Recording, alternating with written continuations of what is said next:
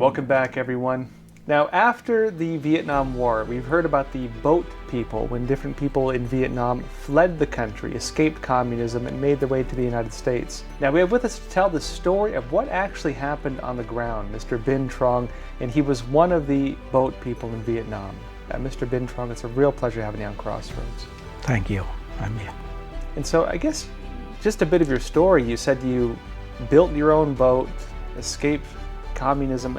I'm hoping you can tell your story to us. I guess just starting, you were of course a pharmacist in Vietnam, and something you saw concerned you enough to begin building this boat. First off, what was it that concerned you enough that made you realize you had to escape? Well, you know about communists. If you want to talk something true, you cannot talk. You want to do something productivity and good for the people, you cannot do. So you can leave it like that one. For a person, professional person, you cannot do what supposed to be professionally. You have to do what the people want to do. And communists, what they want?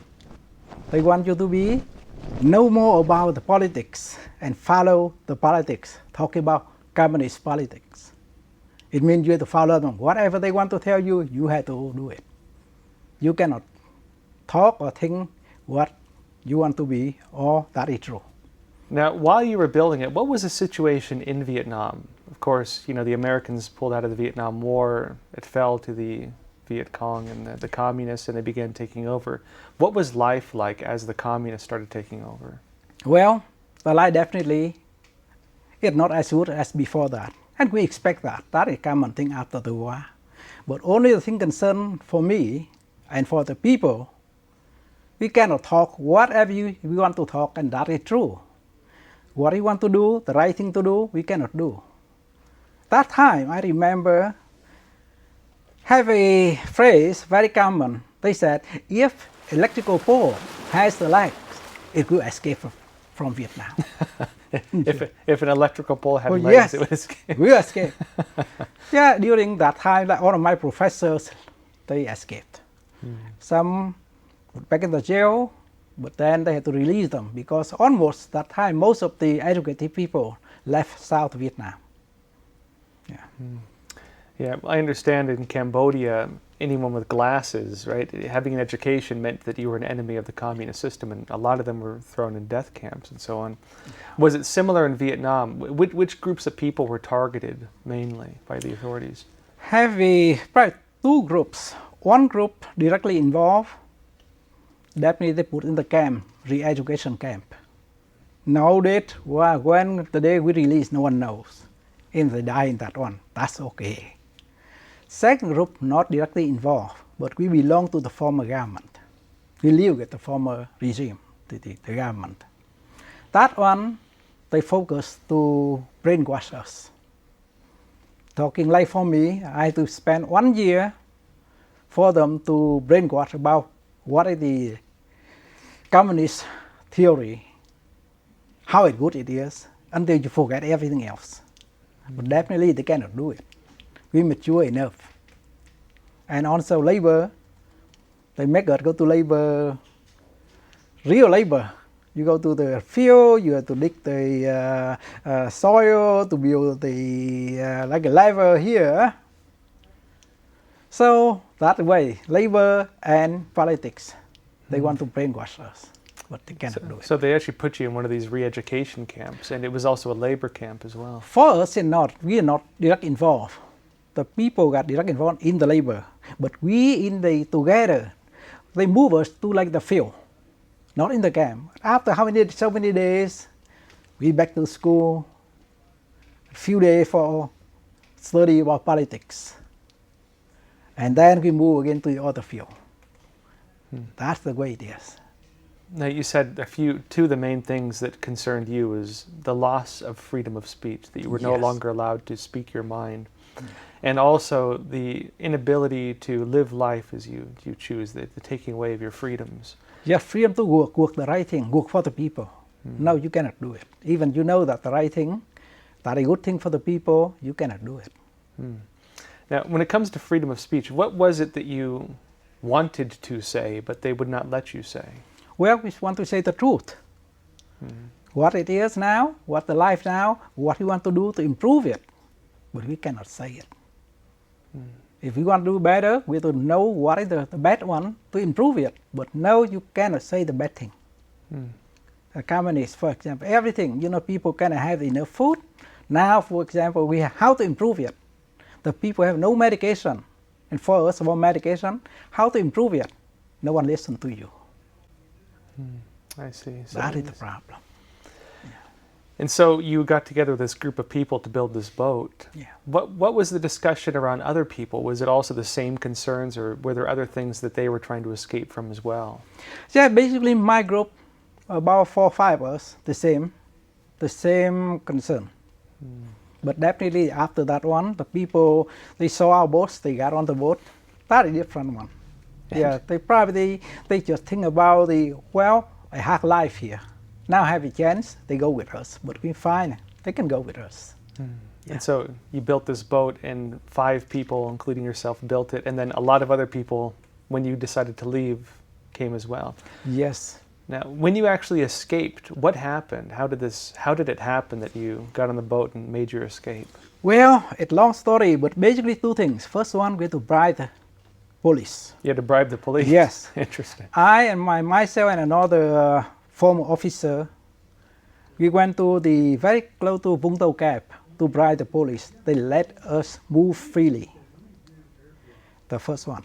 And then after we moved the boat there, and we had to bribe another group, like the police, for the, like the guard. And they let us go. However, not go like that one. We were arrested.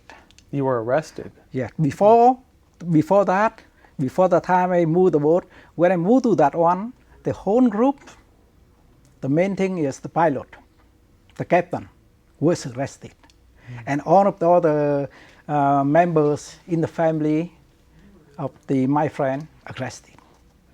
So I'm the only person left to know about that, to decide to escape or not. So that was a stormy night, very strong. But I have a decision, yes, we have to escape. How many people were there on this boat? I know about 58 people on my boat. 58? Yeah. Wow. We planned 5 of us, and the family about 21, but up to 58. So it's interesting. Before the night I can escape, the whole group was arrested. So only myself, I had to contact the police again. Whole bunch of them on Vũng Tàu police, about over 100 of them. And then to know, looking for the guy we bribed before, we asked for the oil. No oil, you can go anywhere. So, and the compass, that all we have. So I got him, asked where my compass, where oil, and how can we get it. So he said, okay, you go to the buoy number 8. I don't know where the buoy number 8. My life, I've never been on the ocean at all. But I just want to, yes, we find a way.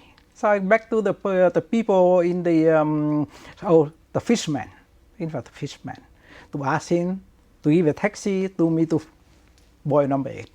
And I allowed definitely his family member go with us too. So one of the fishermen who helped you, yes, he escaped with his family with you as well? Yeah, he did not escape, but the family member. His family member? Yeah, because one of family member on the boat already, so I gave more family member. It's stormy night, no one want to go. Well, where the boat, I can take my kid back, but I cannot release. I said, you go before buoy number 8, and we have a signal together, and to intercept my boat, and we loaded the people on. And so you left on a stormy night, rough seas. Very rough sea. What happened? Where did you go? So the pilot got arrested. So I only have one young boy, in fact 16 years old. He a fisherman too. Luckily, he the person can navigate the boat.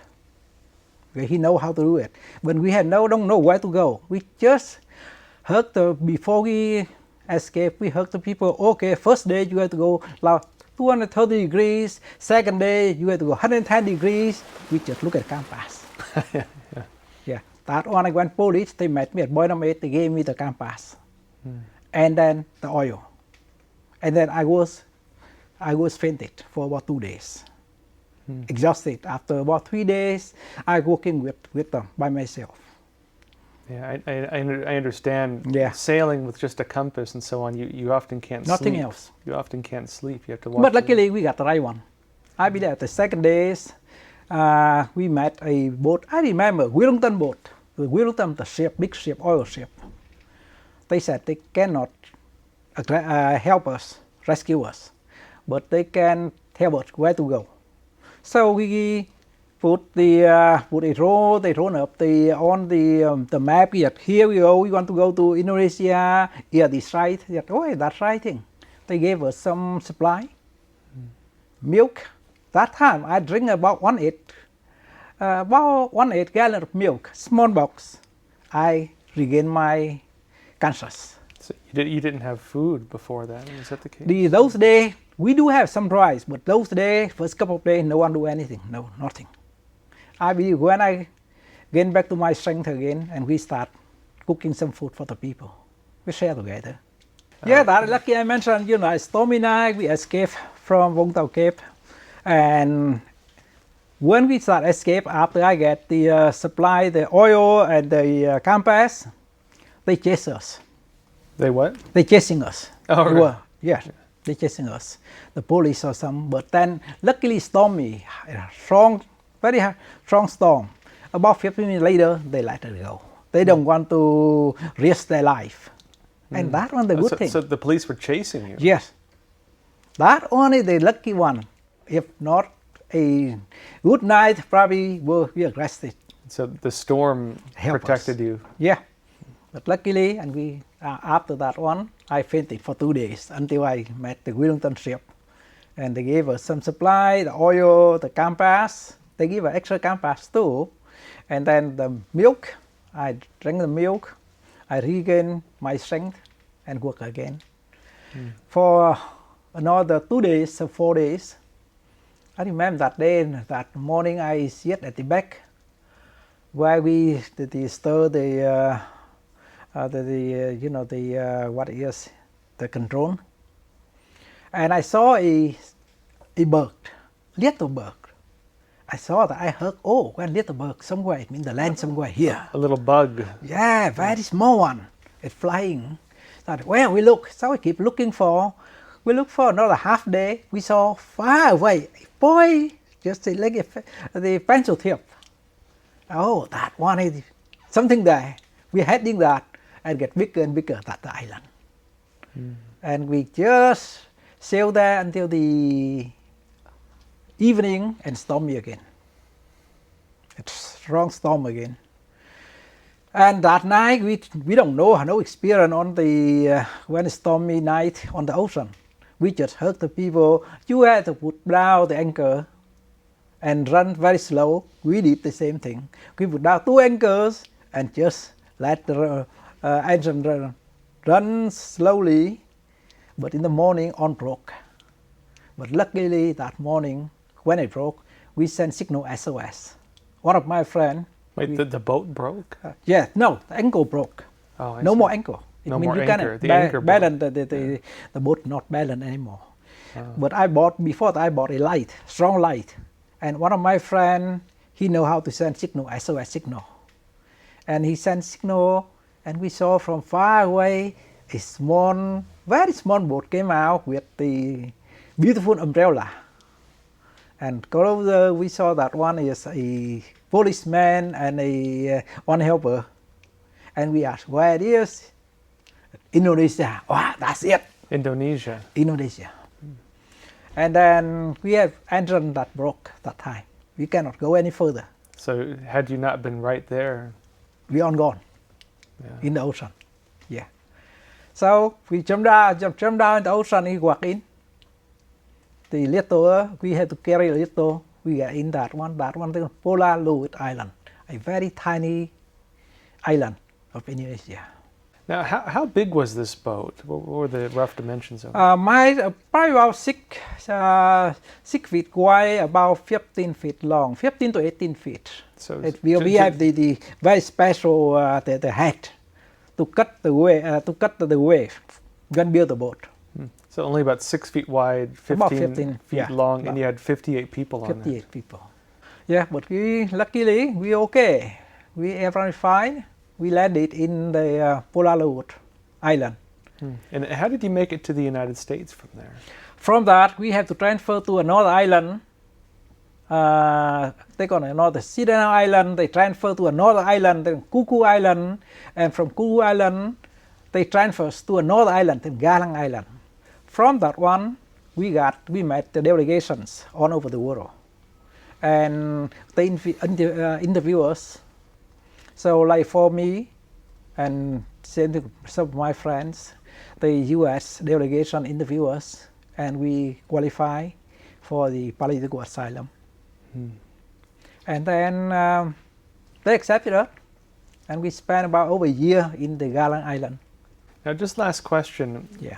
After that experience, what you escaped from in communism and coming to the United States, if you were to tell people in this country one thing about what communism is, what you escaped, and why you came here, what would you tell them? Well, if I tell them, do you want to live in a country, you cannot talk what is true. And you want to live in a country, you want to do something right for the people, you cannot do. Do you want to live a regime like that or not? It means no freedom of speech. You know, that time you cannot go anywhere freely, you cannot. My time. Yeah, you cannot do some work. You know, the good for the people, you cannot work. Mr. Binh Tran, it's a real pleasure having you on Crossroads. Thank you. Yeah. I'm glad to see all of you.